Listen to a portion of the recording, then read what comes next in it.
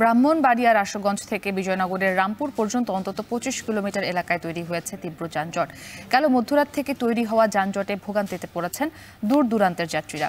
এ নিয়ে আরো জানাতে ঢাকা সিলেট মহাসড়কের সরাইল বিশ্বরোড মোড় থেকে যুক্ত হয়েছেন আজিজুল সঞ্চয়।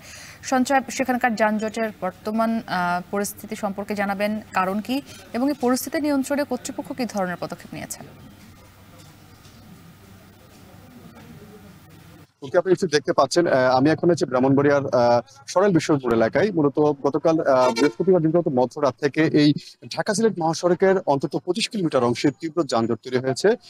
একেবারে যে আশুগঞ্জের যে গুলচত্বর আছে, সেই গুলচত্বর থেকে একেবারে বিজয়নগর উপজেলার রামপুর পর্যন্ত এই যানজটটি ছড়িয়েছে এবং সেটি সব মিলে প্রায় 25 কিলোমিটার পর্যন্ত এই যানজটগুলো আমাদেরকে জানিয়েছে হাইওয়ে পুলিশ কর্তৃপক্ষ।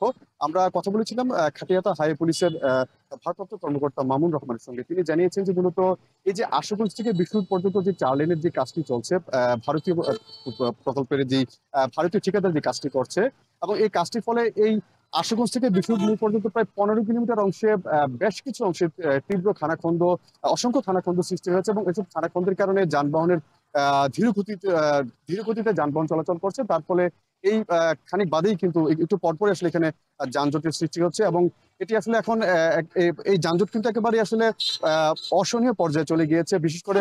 এবং এই বিশ্বরোড মোড় ছাড়াও কিন্তু বিশ্বরোড থেকে আবার যে রামপুর এলাকা আছে সেখানেও এই যানজটটি ছড়িয়ে পড়েছে। মূলত এই বিশ্বরোড থেকে আবার যেই রামপুর পর্যন্ত অর্থাৎ বা হবিগঞ্জের মাধবপুর পর্যন্ত অংশ, সেখানে কিন্তু আবার 6 লেনের কাজ চলছে।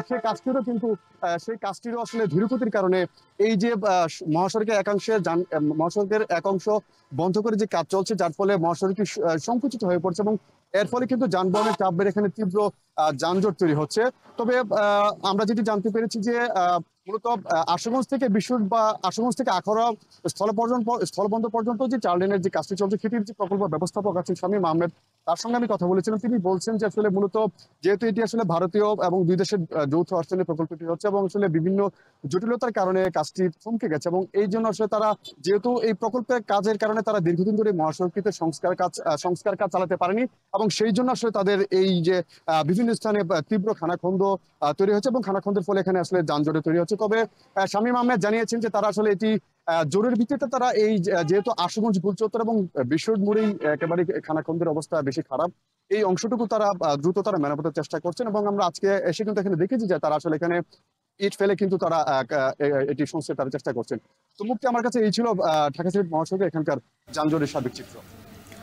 আজিজুল সঞ্চয় যুক্ত ছিলেন ব্রাহ্মণবাড়িয়া থেকে।